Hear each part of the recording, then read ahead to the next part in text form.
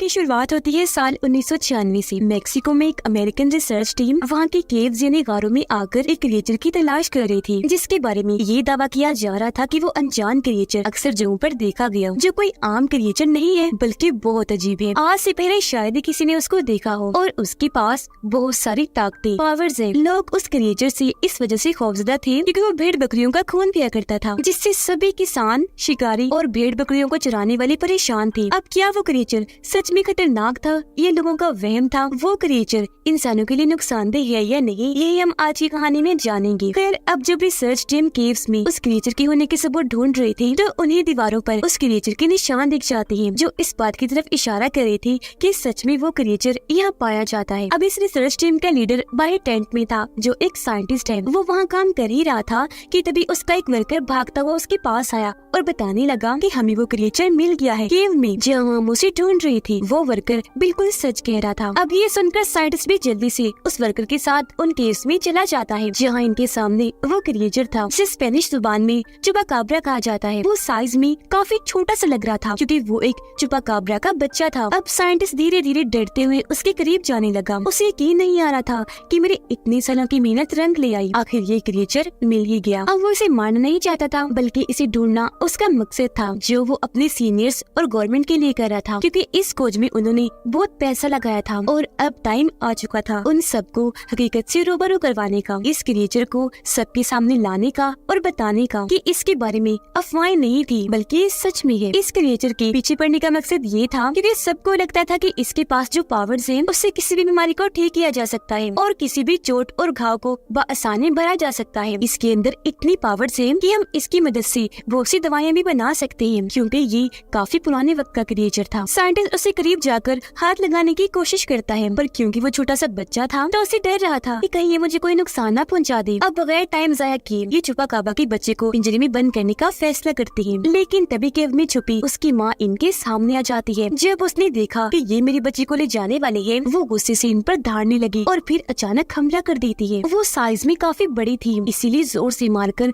Scientist को दूर गिरा देती है और जल्दी से अपने बच्चे को मुंह में उठाकर वहाँ से भागने लगी। वो इन केव से बाहर निकलने की कोशिश कर रही थी ताकि अपने बच्चे को बचा सके। तब साइंटिस्ट और उसकी रिसर्च टीम भी उसका पीछे करने लगी। साइंटिस्ट उस पर फ्लेयर गन से लगातार शूट कर रहा था, इसमें से चिंगारियां निकल रही थी। एक शूट बड़ी चुपाकाब्रा को लग भी जाता है, जिससे उसका एक पंख जल गया, वो जख्मी हो गई। यहाँ हम सही से इस क्रिएचर को देख पाते हैं। ये दिखने में टाइगर और शेर जैसा था, लेकिन इसके पंख भी थे जिनकी मदद से ये उड़ सकती थी। लेकिन अब क्योंकि साइंटिस्ट ने उसका एक पर जख्मी कर दिया था, तो अब उड़ने में उसे काफी मुश्किल पेश आ रही थी, इसीलिए वो बस भागती ही जा रही थी, जबकि साइंटिस्ट अपनी टीम के साथ लगातार उसके पीछे अपनी गाड़ी भगा रहा था, क्योंकि वो हर हाल में इसे पकड़ना चाहते थे। अब ये चुपाकाब्रा बहुत चालाक क्रिएचर था। वो अपने बच्चे को लेकर जब सड़क पार कर रही थी कि तभी एक गाड़ी उसे जोर से आकर टक्कर मार देती है, जिससे चुपाकाब्रा दूर जाके गिरती है, जिससे माँ और बच्चा दोनों अलग अलग जाके गिरते हैं। अब बच्चे को तो कुछ नहीं हुआ, पर माँ और जख्मी हो गई, उसका एक पंख बुरी तरह से टूट गया। वो रिसर्च टीम अभी तक इनके पीछे लगी हुई थी और क्योंकि लाख कोशिशों के बाद भी ये उनसे नहीं बच पाई, इसलिए चुपाकाब्रा को एक आइडिया आया और वो अपने बच्चे को वहीं एक महफूज जगह पर छोड़कर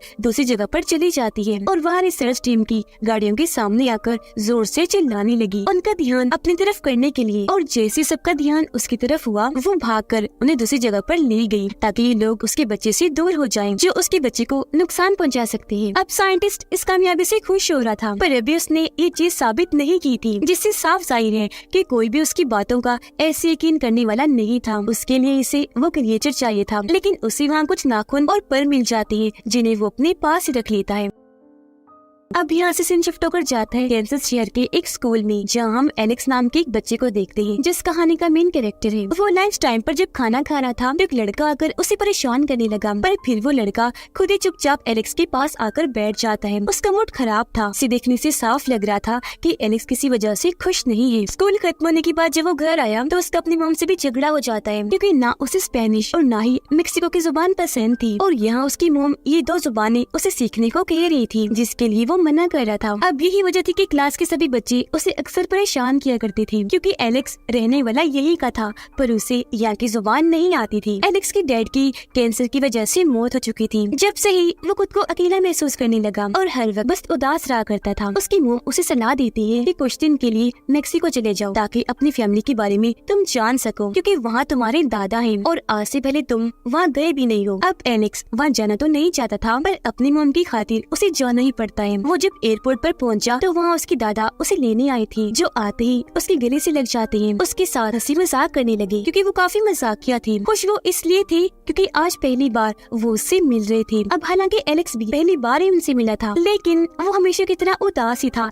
ज्यादा खुश दिखाई नहीं दे रहा था। रास्ते में उसकी दादा बार बार एलेक्स से बात करने की कोशिश करने लगी, पर बहुत जल्द उन्हें पता चल जाता है कि अपने डैड के गुजर जाने के बाद से ही वो उदास परेशान रहने लगा है। और तो उसे स्पेनिश जुबान भी नहीं आती, क्योंकि उसे कोई दिलचस्पी थी ही नहीं, उसने कभी सीखनी ही नहीं चाहिए। यह उसके दादा फिर भी उसका मूड ठीक करने के लिए बातें करने लगे। उसे बताते हैं कि मैं एक गांव में रहता हूँ, जहाँ तुम्हारे 2 कजिन्स भी आए हुए हैं, जो तुम्हारे साथ वक्त गुजारेंगे, खेलेंगे, ताकि उनमें तुम घुल मिल सको, तुम्हारा दिल बहल जाए। घर आते ही एलेक्स सबसे पहले अपनी कजिन से मिलता है, जिसे सिर्फ स्पेनिश जुबानी बोलने आती थी। उसने एक मास्क पहना हुआ था और पीछे कपड़ा लपेटा हुआ था, जो देखने से लग रहा था कि वो किसी सुपर हीरो जैसा बनकर खेल रहा है। फिर जल्दी हम जान पाए कि वो मास्क और कपड़ा उनके दादा का है, कि वो एक काफी अच्छी और मशहूर रेसलर हुआ करती थी। अब यहाँ एलेक्स अपनी दूसरी कजिन से भी मिलता है, जो उसे घर में पड़े बहुत सारे मास्क, रेसलर वाले कपड़े दिखाती है और उसके दादाजी की जीती हुई ट्रॉफीज भी। फिर उसे टीवी पर दादाजी की वीडियो दिखाती है, जिससे यहाँ एलेक्स को भी पता चल गया था कि मेरे दादाजी अपने वक्त के बहुत अच्छे रेसलर हुआ करते थे। वो इतने मशहूर और बहादुर थे कि उन्होंने बहुत सारी लड़ाइयाँ जीती, पर एक दिन उनके दुश्मन ने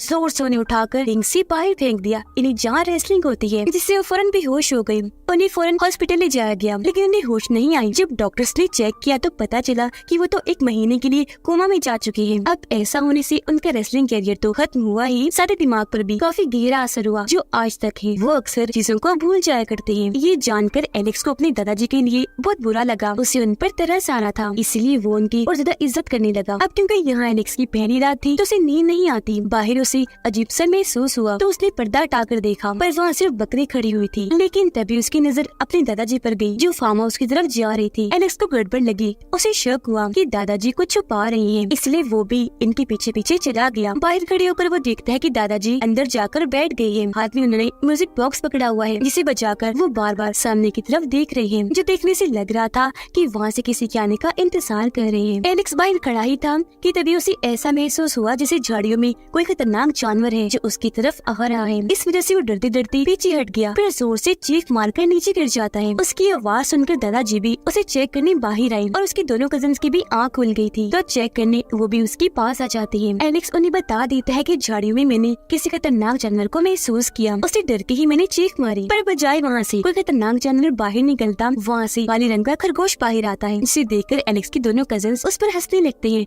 उसका मजाक बनाने लगे, ये कहते हुए कि तुम कितने डरपोक हो, एक खरगोश से डर गए। उसके दादाजी पूछने लगी, एलेक्स बताओ सच कि तुमने उसे ही देखा था वहाँ। अब ये सुनकर एलेक्स को अपने दादाजी पर और शक होने लगा कि सच में दादाजी कुछ छुपा रहे हैं। वो यहाँ खरगोश की बजाय किसी और जानवर की उम्मीद लगाकर बैठे थे कि यहाँ वो होगा। उधर साइंटिस्ट को भी अपने सीनियर्स और गवर्नमेंट की तरफ से आखिरी वार्निंग मिल चुकी थी कि अगर उसने जल्द वो जानवर या उसके होने का कोई सबूत ना दिखाया तो उसका ये प्रोजेक्ट हमेशा के लिए बंद कर दिया जाएगा। अगली सुबह जब एलेक्स की आँख खुलती है तो उसके साथ बिस्तर पर वही चुपाकाब्रा क्रिएचर था, पर वो एलेक्स को नुकसान नहीं पहुंचा रहा था, बस आराम से उसकी चादर के ऊपर बैठा हुआ था। पर ऐसे अचानक उसे देखकर एलेक्स चौंक गया, और क्योंकि वो थोड़ा सा भयानक था तो एलेक्स काफी डर जाता है, एकदम से पीछे हट गया। उसके ऐसे करने से चुपा भी काफी डर गया, वो भी कूदकर पीछे हटने लगा। फिर भागने के लिए वो चीजों पर कूदता हुआ खिड़की से बाहर भाग गया। ऐसा होने से वहाँ काफी तोड़फोड़ मच गई, जो देखकर एलेक्स का कजिन वहाँ आ गया देखने की क्या हुआ। एलेक्स खिड़की से बाहर झांकता है, ये देखने के लिए कि आखिर वो छुपा क्रिएचर कहाँ भागा होगा, पर बाहर वो तो दिखाई नहीं देता, बल्कि वहाँ एलेक्स की कजिन बैठी थी। उसने हेडफोन्स लगाए हुए थे, तो थोड़ी देर पहले किया हुआ उसने कुछ भी नहीं सुना। एलेक्स सोचता है कि अगर मैंने इसे कुछ बताया तो ये दोबारा से मेरा मजाक बनाएगी, मुझ पर हंसेगी, तो वो बगैर कुछ बताए उसके पास आकर बैठ जाता है, क्योंकि उसे बहुत बुरा लगना था अगर कोई उसे पागल कह देता। यहाँ उसकी कजिन कहती है कि दादाजी गायब है, हमें उन्हें ढूंढना चाहिए, इसलिए अभी तीनों बच्चे बाजार जाते हैं उन्हें ढूंढने। गई, पर काफी ढूंढने के बाद भी दादाजी यहाँ नहीं मिलते। अब गाड़ी के जरिए जब ये बच्चे घर जा रहे थे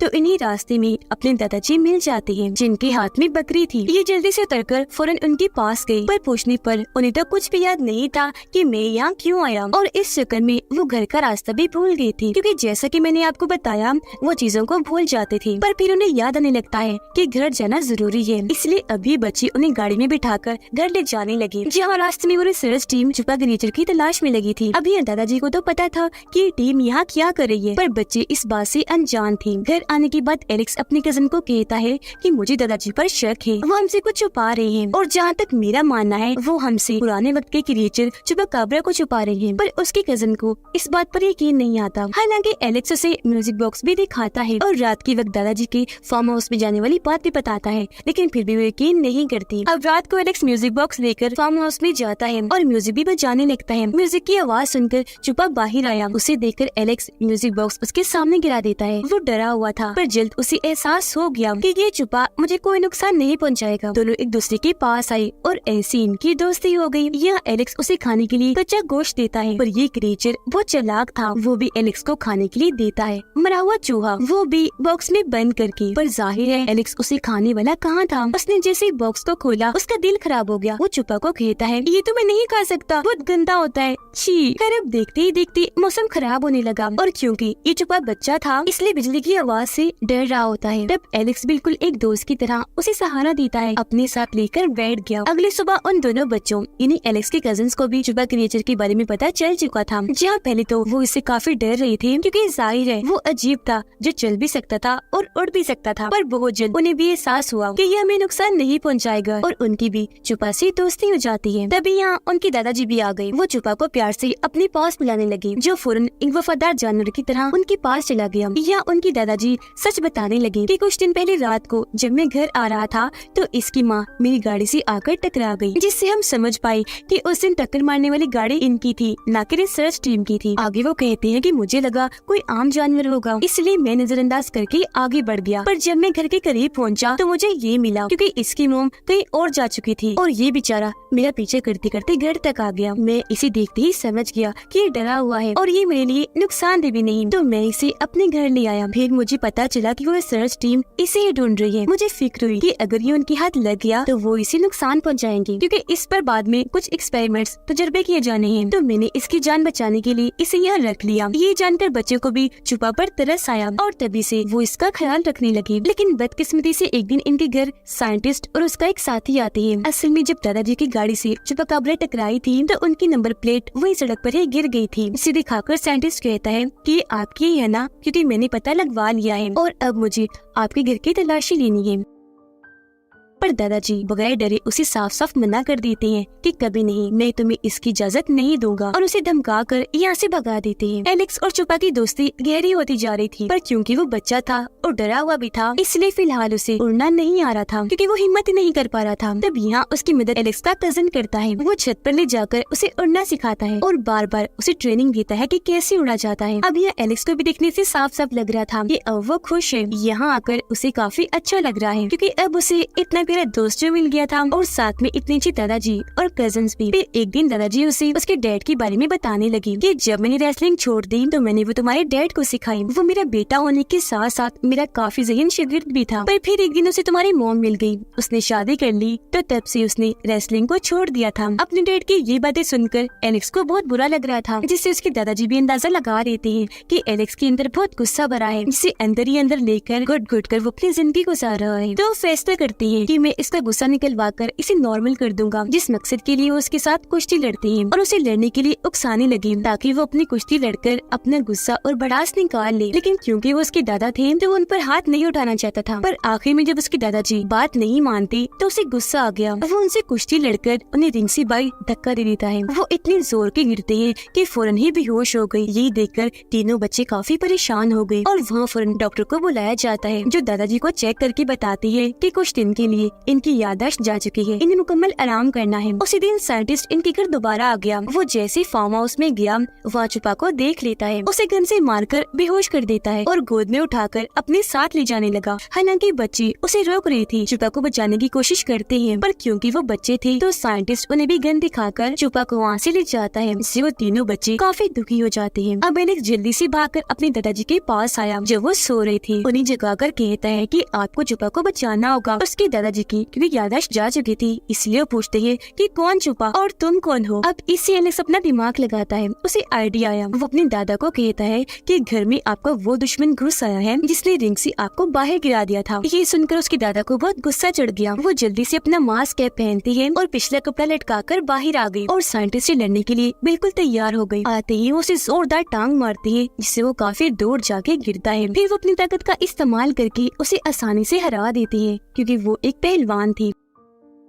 ऐसा करने के बाद ये सब बाहर आए और साइंटिस्ट की गाड़ी में बैठकर यहाँ से भाग जाते हैं, क्योंकि गाड़ी में उसने पहले छुपा को रख दिया था। ये देखकर साइंटिस्ट जल्दी से अपनी टीम को इस बारे में खबर करता है। वो लोग गाड़ी में बैठकर काफी खुश हो रहे थे, क्योंकि अब वो छुपा को उसके घर छोड़कर आने वाले थे, जहाँ उसकी पूरी फैमिली होगी। एलेक्स अपने दादा से पूछता है कि आपने इसकी मोम को किस तरफ जाते हुए देखा था, क्योंकि उसकी मोम जहाँ गई होगी वहाँ इसका घर होगा, तो हम इसे भी वहीं ले जाएंगे। पर जाहिर सी बात है, हमेशा की तरह उसके दादाजी ये बात भी भूल गई थी। ये लोग छुपा को प्यार करने लगे। फिर जैसे गाड़ी से उतरते हैं, छुपा खुद ही दूर भागने लगता है। इसे देख ये लोग भी उसके पीछे पीछे भागने लगे, क्योंकि ये समझ गए थे कि छुपा अपने घर का रास्ता जानता है और उसी तरफ भाग रहा है। छुपा के बिल्कुल पीछे एलेक्स था। ये दोनों भागते भागते एक गहरी खाई के पास आ जाते हैं, जिसके ऊपर लोहे का मोटा सा पाइप लगाया गया था। अब क्योंकि छुपा उड़ने से डरता था, इसलिए वो उड़ के आगे नहीं जाता, बल्कि पाइप के जरिए ही आगे बढ़ने लगा। तब वो उसे जाता हुआ देखकर बाय बाय करने लगता है। अब पीछे जब एलेक्स खड़ा था, तो तभी वहाँ टाइगर आ जाता है, जो एलेक्स पर हमला करने के लिए आगे बढ़ रहा था। इससे वो काफी डर गया और पाइप के ऊपर चढ़ना शुरू कर देता है। तभी यहाँ उसके दादाजी भी आ गए और क्योंकि काफी बहादुर थे, इसलिए टाइगर से लड़ने लगे। जैसे तैसे